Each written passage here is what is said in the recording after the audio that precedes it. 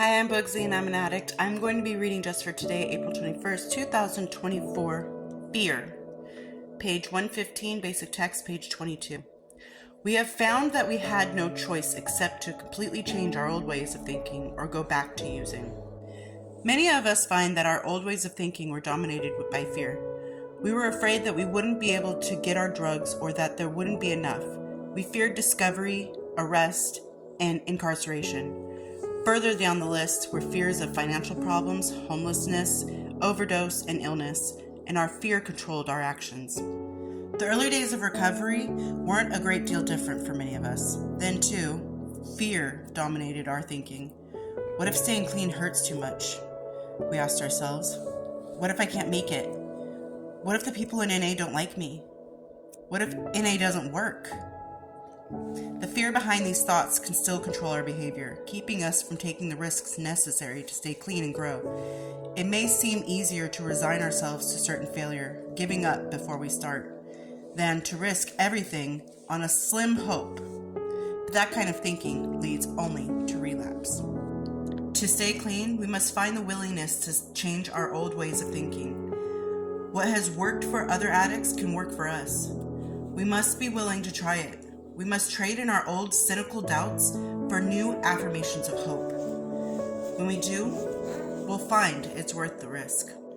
Just for today, I pray for the willingness to change my old ways of thinking and for the ability to overcome my fears. Back in the day, our fear was getting caught using drugs. It wasn't very practical, it wasn't very progressive, it wasn't in any way, shape, or form giving a shit about our own health and our own future. We just didn't want to get caught doing this thing that could ultimately and more than likely has destroy us. But now our fear is, what if I fall into a bad crowd and start using again? It's a little bit more progressive fear. It's a little bit more practical fear.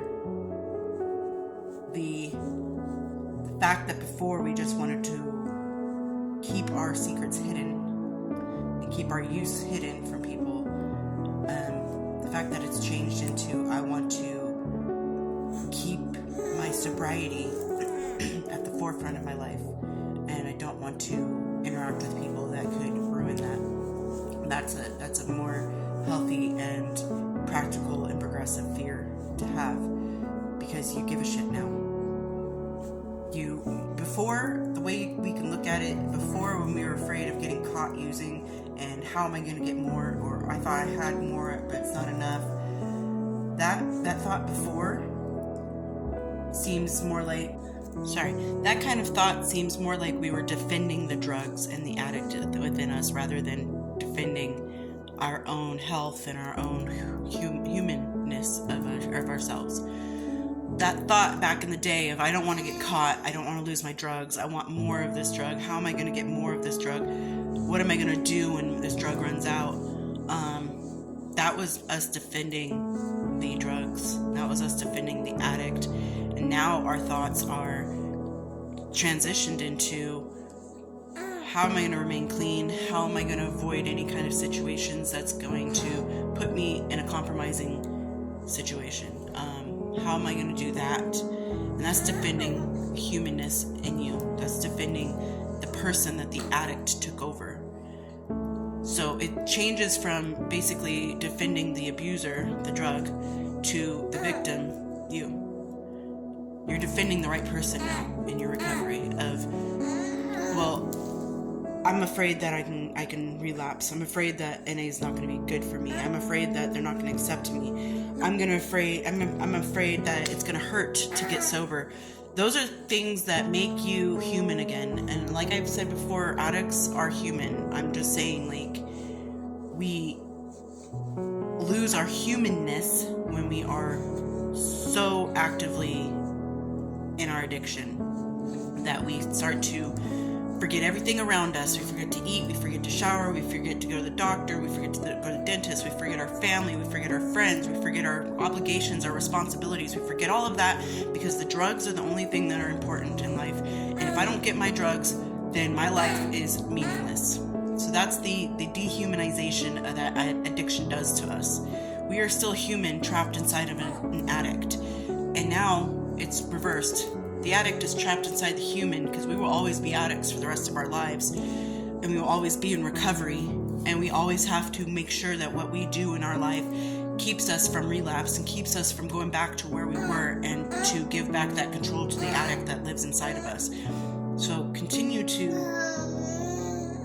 make sure that your fear that you have is a progressive and practical one. It's perfectly okay to be like, I'm afraid to get sober, because for however long you used, that's all you knew. You forgot about who you were, where you came from, what you were about. You forgot all about that, because you were so enthralled and so deep into the drugs and the alcohol that didn't matter. Nothing mattered but that drug. Nothing mattered but that drink. So now our fears of being not accepted to the fellowship, our fears of it not working, our fears of, is there a relapse in me? And if there is, where is it? When is it going to come? Everybody has a relapse in them. And that's a fear that is something that we need to address for the rest of our lives. Is today going to be the day that I relapse? And it's not something that all of us think about every single day. But some of us might question ourselves. You might want to go hang out with a friend that you know might dabble with things that you don't want to be around, and think, if I go see this friend, am I going to relapse? And if the answer is probably or yes, then maybe you shouldn't go see that friend. So I think that fear can be very productive. It can help keep you on the straight and narrow of continuing to remain sober and clean and live in your recovery. So, anyway, I hope everyone's doing well out there, and I will talk to you later. Bye.